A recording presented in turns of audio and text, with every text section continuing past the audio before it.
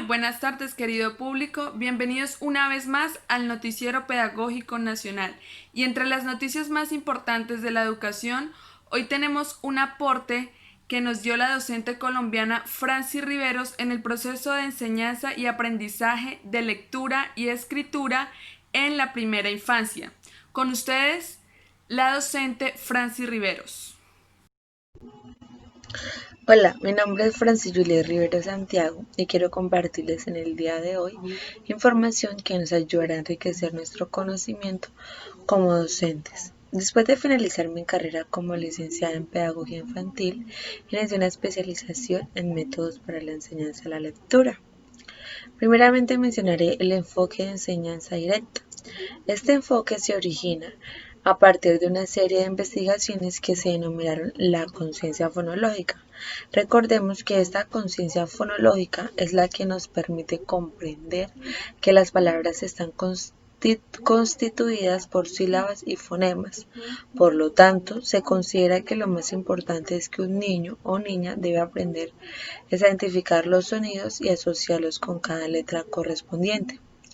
Ahora bien, ¿han escuchado o conocen la teoría de transferencia de información o bottom-up de la base al tope?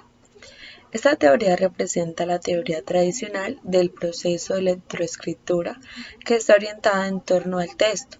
El texto es lo que tiene predominio en esta teoría porque es el lector el que transfiere a su cerebro la información que el texto le ofrece, tal y como aparece en el escrito, de ahí su nombre, de la base al tope.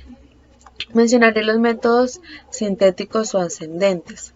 Se denominan sintéticos aquellos métodos que parten de elementos no significativos de la lengua, es decir, elementos menores que la palabra como lo son las letras, las sílabas y los sonidos. Por lo tanto, metodológicamente se comenzaba en el reconocimiento de los fonemas, grafema, donde se llegaba a la palabra escrita mediante adiciones y combinaciones de grafemas sin tener en cuenta el significado y la implementación de actividades sensoperceptivas de la correcta pronunciación y la enseñanza, de la codificación, es decir, de la repetición gráfica de un sonido. El siguiente paso era la lectura comprensiva y por último la lectura expresiva. En todos estos métodos se realizaba ejercicios de repetición y refuerzo a través de los años, es decir, de tanto repetir y repetir en el transcurso de la vida se aprendería a leer. Dentro de estos métodos se incluyen el alfabético, el fonético o fonológico y el silábico. Se dará una breve explicación de cada uno. El método alfabético fue creado por los griegos. Se decía que primero se debe aprender primero el nombre de las letras, luego su forma, después su valor, más tarde las sílabas y sus modificaciones y por último la palabra y sus propiedades. Con este método se enseñaba el nombre de la letra, no sus sonidos, y para traducir la forma del valor sonoro se usaba el deletreo. Por ejemplo, como suena la M y la forma que tiene al momento de escribirse, después se combina con las vocales A, E, I o U, quedando como ma, me, mi, mo, mu, y se generaban palabras como memo, mimo, mamu, etc. Y por último se explicaba cómo estaba compuesta la palabra. Por ejemplo, la palabra memo estaba compuesta por la M, por la E, por la M, por la O.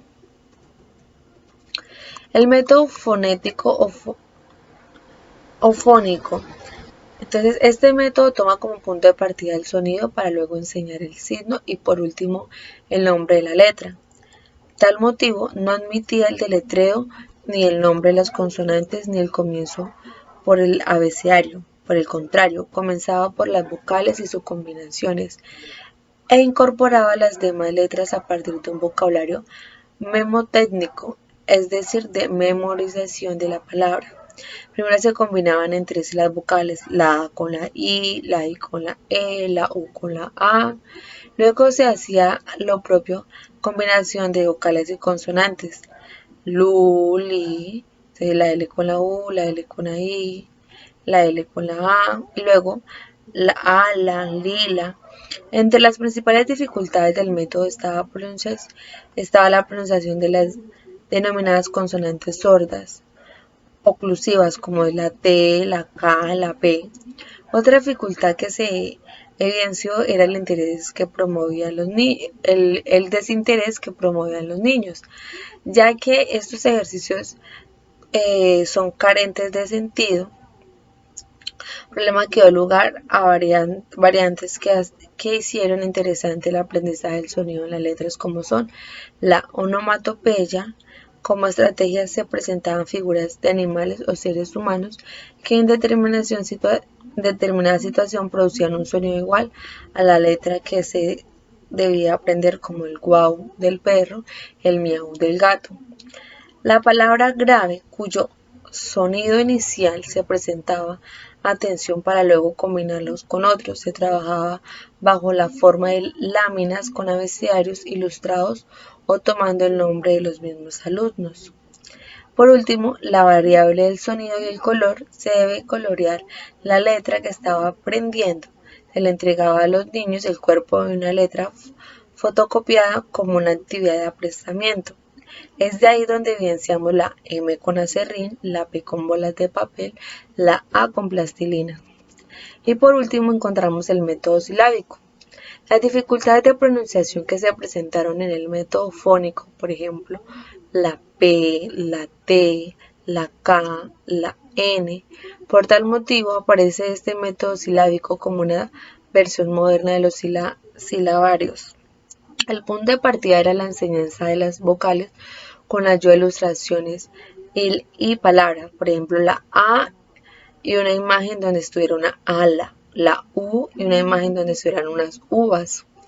Luego se unían consonantes con vocal en sílaba inicial de una palabra cuya figura también se acompañaba combinada con otra sílaba inicial de otra palabra para armar una tercera. Ejemplo, se cogía la K de cama con sa de sapo formando casa. Finalmente se hacían ejercicios componiendo palabras y frases con las sílabas ya aprendidas. Actualmente se conocen como la palabra generadora. Gracias por permitirme este espacio. Fue muy agradable retomar este tema para compartirlo con ustedes. Espero volvernos a ver en otra ocasión. Muchas gracias a la docente Franci Riveros por compartirnos este conocimiento. Y entre otros titulares de nuestra emisión de hoy, queremos presentar la ponente Joana, una licenciada famosa quien por primera vez viene al país, y nos encontramos con nuestra reportera Diana desde Colferias, en la ciudad de Bogotá, donde se lleva a cabo la Semana de la Educación.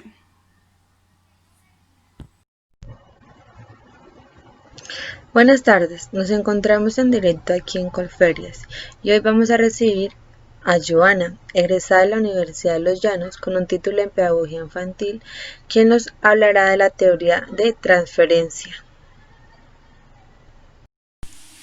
Buenas tardes, para mí es grato poder estar aquí compartiéndoles este tema tan interesante como lo es el de la teoría transaccional. Y en esta teoría el lector es quien hace sus propias hipótesis en búsqueda del significado, tomando en cuenta el texto y además el contexto en el que realiza su lectura. La comprensión del texto implica una compleja interacción con el texto. Esta interacción va creando estructuras cognitivas tanto del lector como del autor.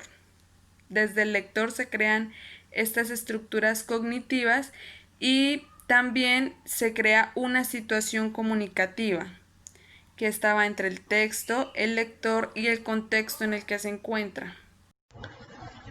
Se me genera una pregunta, Joana. ¿Esta teoría expone métodos? Claro que sí, yo les voy a dar a conocer en qué se basan los métodos analíticos, donde los más conocidos o relevantes son el método global y el método de la palabra generadora. Luego están los métodos léxicos, los fraseológicos y los contextuales.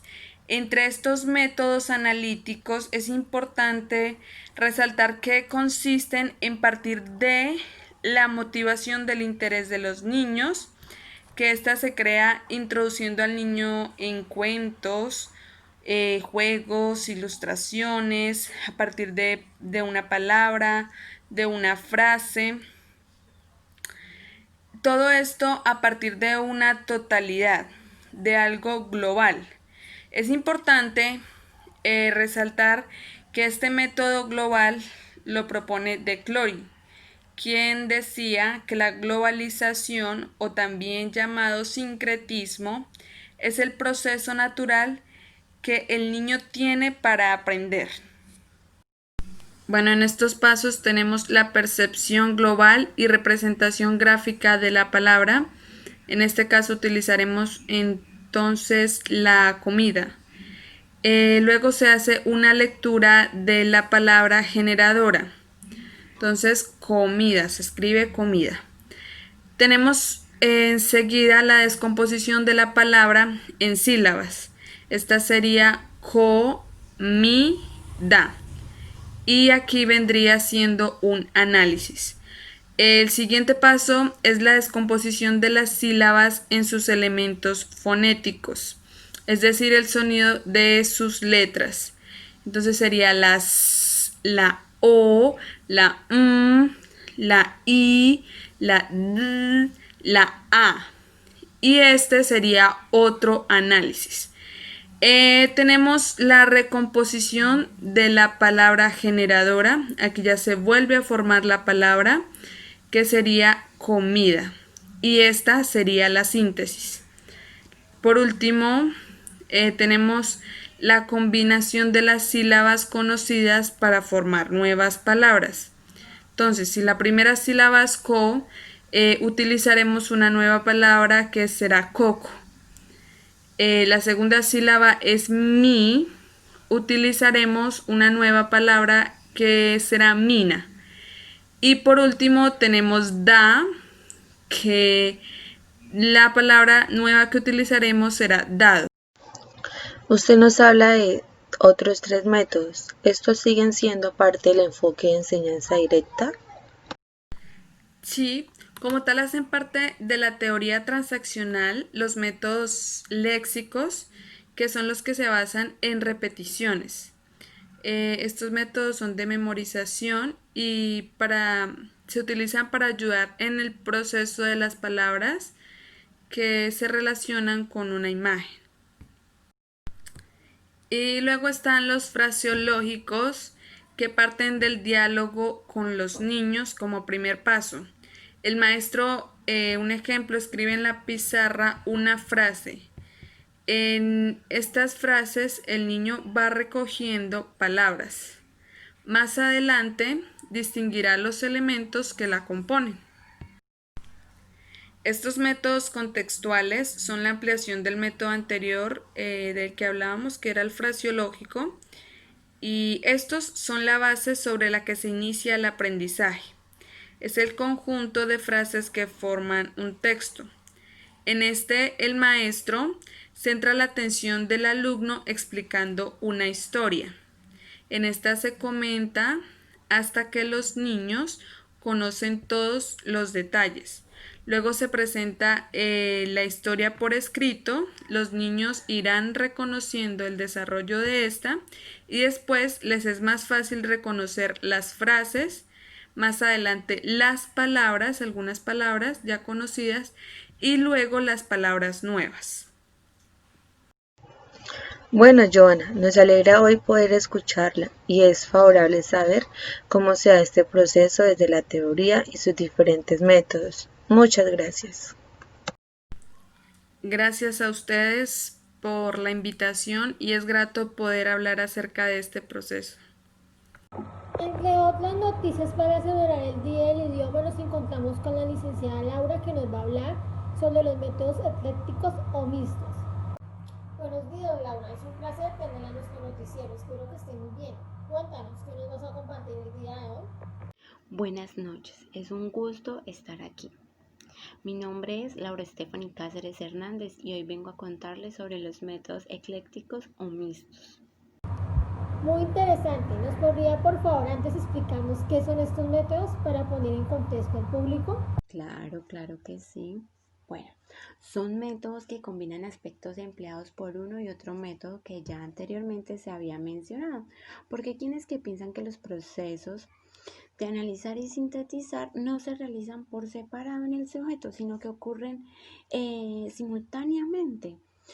Por lo tanto, el método a utilizar debe tener características sintéticas y analíticas, eso sí. El método ecléctico es analítico y sintético, como ya lo estaba mencionando, y pues fue creado por el doctor Vogel, quien logró asociar la grafía de cada palabra con la idea que se quería o que quería representar esa grafía. En síntesis, el método ecléctico es el que se forma al tomar lo más valioso y significativo del método global y del método de las palabras normales y de todos los otros métodos con el propósito de facilitar el aprendizaje de la lectoescritura. Bueno, también es importante entender que las facilidades que proporciona este método es que se trata de una motivación, es decir, que trata de incentivar al niño mediante cuentos, poemas, cantos, rondas y otras formas literarias. El método se vuelve natural, ya que el alumno aprende mediante las leyes del aprendizaje. Esto permite hacer el análisis, la síntesis, la comprensión de la letra como tal, a fin de que el alumno pueda grabarse el detalle de la letra. Y como el aprendizaje es natural y grato al niño, por eso decíamos que era motivacional, este se esfuerza y aprende con su propia autoactividad. Ahora sí, cuéntanos cuáles son los métodos eclécticos vigentes. Discúlpeme, pero me canso. Bueno, claro que sí, vamos a empezar con el método Mijares. Bueno, su autor fue el profesor Julio Mijares Hernández. Este método se caracteriza por la integración del aprendizaje de la lectoescritura al conjunto de actividades de los niños en la escuela y en la vida. ¿Sí? Es decir, que la variabilidad de la variabilidad de los ejercicios aleja al niño de la rutina totalmente. Este método también hace que los niños desde el principio deben usar textos con ideas completas. Evita el deletreo y ofrece a los niños los medios para redactar y escribir. El método requiere gran cantidad de materiales individuales y colectivos como lo son. Este método está adaptado para trabajar con distintos tipos de niños, ya que el material con que cuenta hace más fácil el proceso de la adquisición de la lectoescritura. Bueno, ¿qué otro método puedo contarles o más o menos explicarles? Bueno, el método de la lectura Glenn-Doman. Bueno, Glenn-Doman, médico estadounidense, fundador y creador de los Institutos para el Logro del Potencial Humano. Basaba su método de lectura en la idea de que una adecuada estimulación visual con palabras grandes y en contextos muy familiares es suficiente para que los niños y niñas muy pequeños discriminen palabras a partir de la edad en que aprenden a hablar y a utilizar conceptos significativos. Dicha metodología se desarrolla por el método de los bits de inteligencia. Como en los ordenadores, el bit de inteligencia es la máxima cantidad de información que puede ser procesada a la vez en un segundo. Las palabras, los números, las láminas de animales son enseñadas en los niños en grupos de 10 niños, varias veces al día, de 3 a 4 veces más o menos. A cada lámina se muestra, cada lámina se muestra durante un segundo. El niño al final acaba reconociendo la lámina, ya sea un dibujo, una palabra, un cuadro o un conjunto de puntos. Recalcar que este método exige la repetición de las diversas actividades durante varias veces al día, lo que traduce en horas de intervención diaria. Además, es muy estricto en cuanto al cumplimiento de rutinas. Por ello, quien decide aplicar este método debe comprometerse seriamente con él si quiere realmente ver un resultado. Bueno, en síntesis, la metodología propuesta por Glenn básicamente consiste en mostrar a los pequeños en secciones de una temporalización diaria en torno a 5 minutos con un conjunto de cartulinas individuales en las que los niños pueden leer globalmente una serie de palabras previamente seleccionadas en función de los conocimientos e intereses del mismo, o sea, del niño.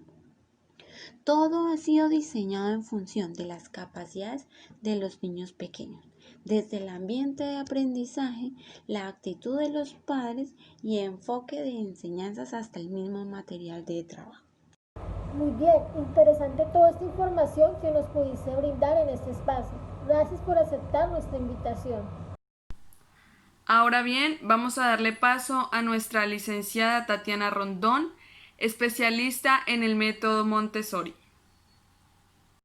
Buen día, muchas gracias por la invitación. Para mí es un gusto estar el día de hoy acá, compartir con ustedes mis experiencias y conocimientos acerca de este método. Bueno, entonces el método Montessori, en el transcurso de su carrera como profesional, ha escuchado hablar acerca de este método, ¿verdad? Entonces, el método Montessori se ha practicado por todo el mundo. Voy a iniciar contándole algunas características de este método, como por ejemplo, aprovechar los periodos sensibles del niño. Hemos escuchado esta palabra, ¿cierto? Periodos sensibles del niño. ¿Qué nos querrá decir? Entonces, cuando el niño está animado por una fuerza interior que le lleva naturalmente a interesarse, a captar y a disfrutar lo que aprende. Una segunda característica es muy importante, es que en las escuelas Montessori los infantes pueden moverse libremente. ¿Qué quiere decir? Que de acuerdo a sus intereses ellos hacen, ¿cierto?, lo que les gusta. Entonces, otra de las grandes pautas del método, les continuaba contando, el método Montessori, otra de las grandes pautas es el respeto al ritmo del aprendizaje de los niños. Todos sabemos que no todos los niños aprenden de la misma forma, ¿cierto? Algunos su aprendizaje es un poco más lento y debemos ir al ritmo de aquellos niños, ¿cierto? Pueden presentar, digamos, más dificultades, necesitar más tiempo y conviene respetar y ofrecerles tiempo extra. ¿Qué necesitan? Y ya después de haberle contado un poco sobre algunas de las características de este método, me gustaría mencionar las etapas de preparación del método Montessori. Muchos niños son lectores antes de cumplir los 6 años. Les continuaba contando, el método Montessori, otra de las grandes pautas es el respeto al ritmo del aprendizaje de los niños.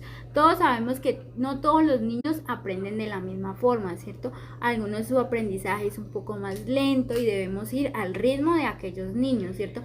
Pueden presentar, digamos, más dificultades, necesitar más tiempo y conviene respetar y ofrecerles tiempo extra.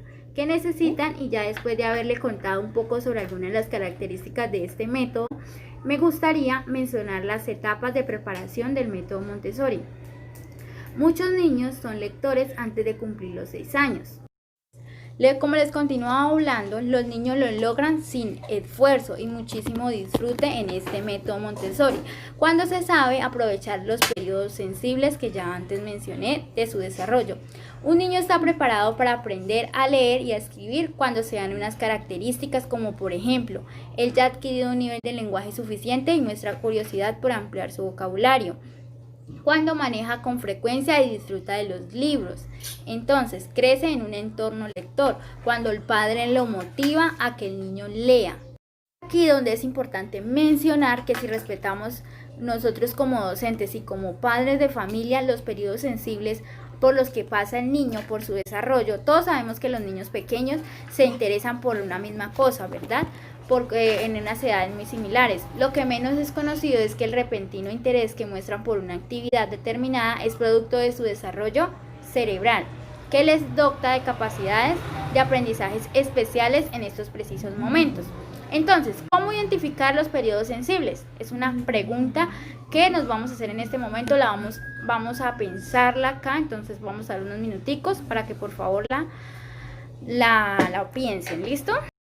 Bueno amigos, de acuerdo a ese interrogante que les estaba haciendo de cómo identificar los periodos sensibles, ¿cierto?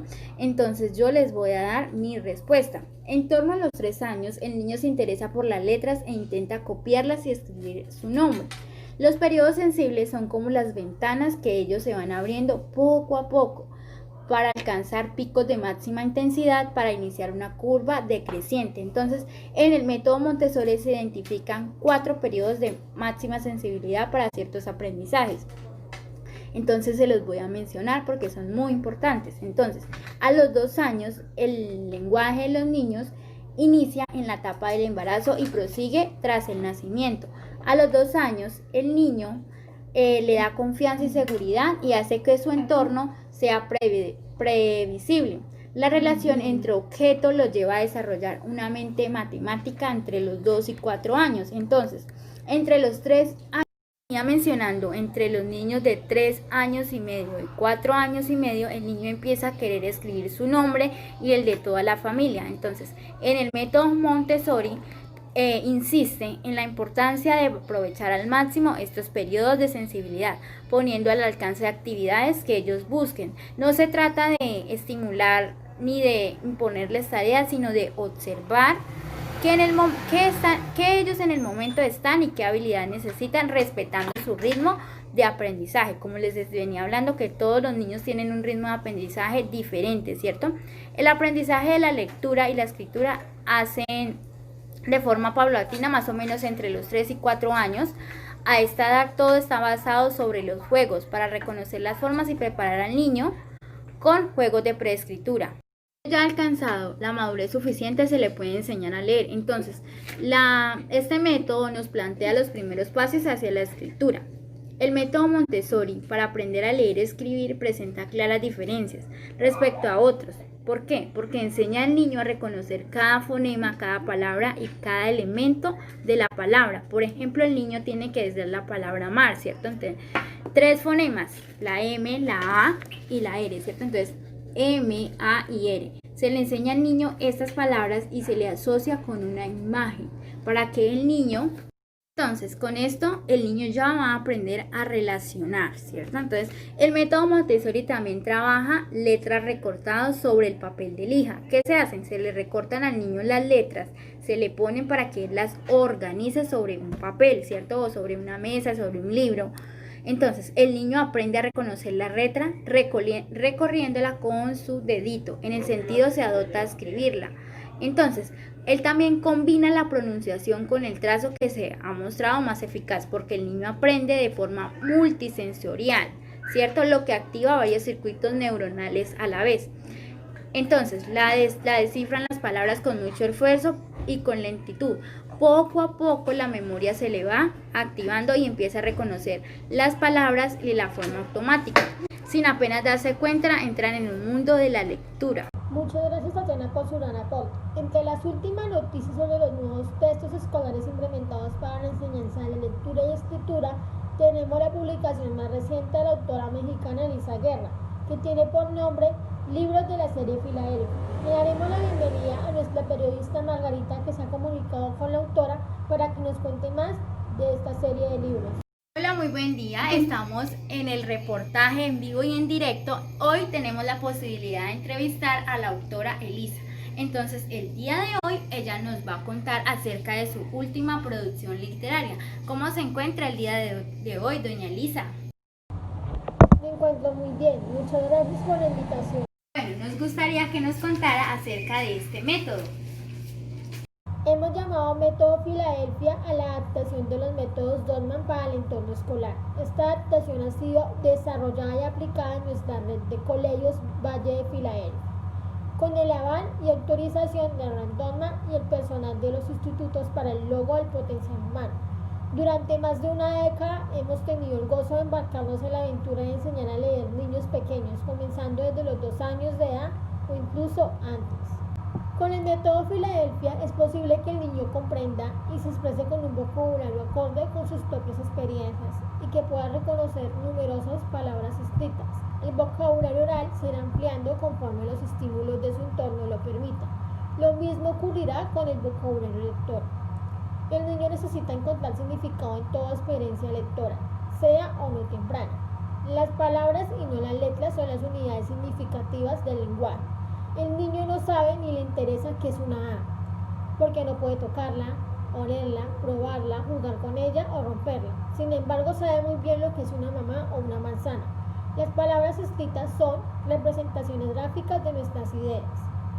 El método Filadelfia presenta a los niños una gran cantidad de palabras para que ellos, bajo el enfoque constructivista, deduzcan las leyes que les rigen.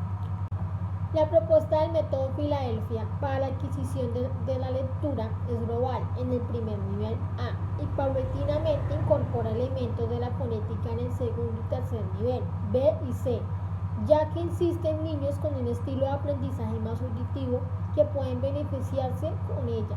Y por otro lado, porque la habilidad para adquirir la lectura por medio de métodos globales disminuye conforme a la edad se incrementa.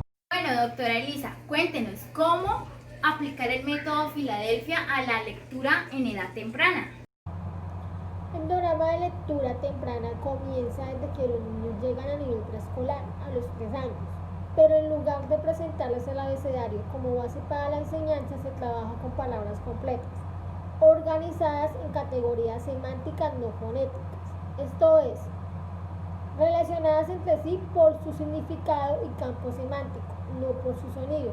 El abecedario, por supuesto, vendrá, pero más tarde, cuando trabajamos la escritura. Cada semana se les presenta a los estudiantes 2 categorías de palabras y a partir de la semana 11 una categoría de frases. Cada categoría incluye 5 palabras que se les habrá de mostrar en 3 diferentes ocasiones durante la mañana, de manera muy breve, alegre y entusiasta. Las técnicas para trabajar las materias de lectura son las siguientes. Primero, mostrar cada palabra objetivo. Segundo, repetir 3 veces la presentación de las palabras objetivo. Tercero, variar el orden de la presentación de las palabras objetivo. Es preciso revolver las tarjetas para que no estén en el mismo orden en la siguiente presentación. De otra manera, los estudiantes aprenderían la secuencia y no el contenido de los estímulos lectores. Cuarto, presentar el texto de la semana para poder reforzar esas palabras objetivos que estamos viendo durante la semana. Aunque hemos dicho que las tarjetas con palabras se presentan durante una semana y después se trabaja con las de la siguiente semana, no se trata de que nos olvidemos de ellas para siempre. Es importante seguirlas usando como parte del repertorio lector.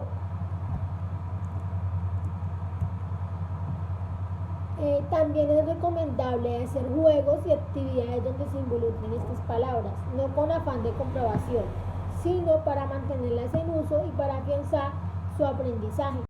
Bueno, doctora Elisa, cuéntenos cómo enseñar a escribir el método Filadelfia. Materiales que conforman el método Filadelfia no incluimos el famoso llenado de planas, que hace repetir al niño una misma letra una y otra vez. En lugar de ello, ofrecemos muchas oportunidades para remarcar, calcar, copiar y trazar palabras completas y más adelante, frases cortas y oraciones más complejas.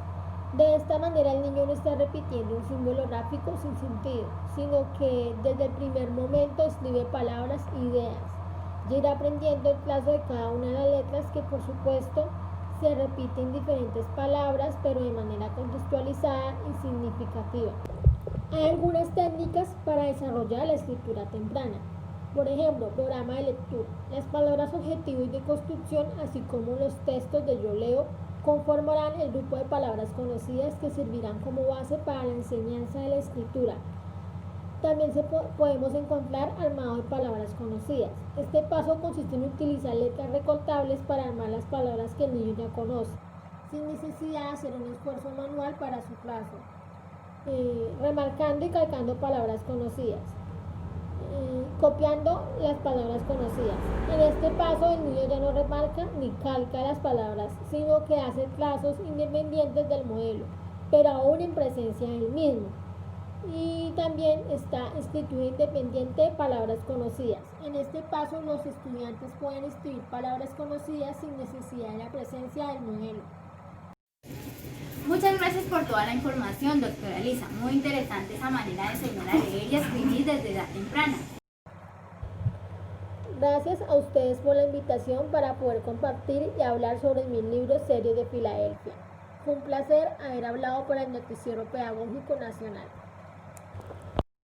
Muchas gracias por este gran reportaje que nos permitió ampliar el conocimiento acerca de enfoques, teorías y métodos de la enseñanza de lectura y escritura. Eso es todo por hoy. Muchas gracias por sintonizarse con nosotros. Mañana a la misma hora por el mismo canal.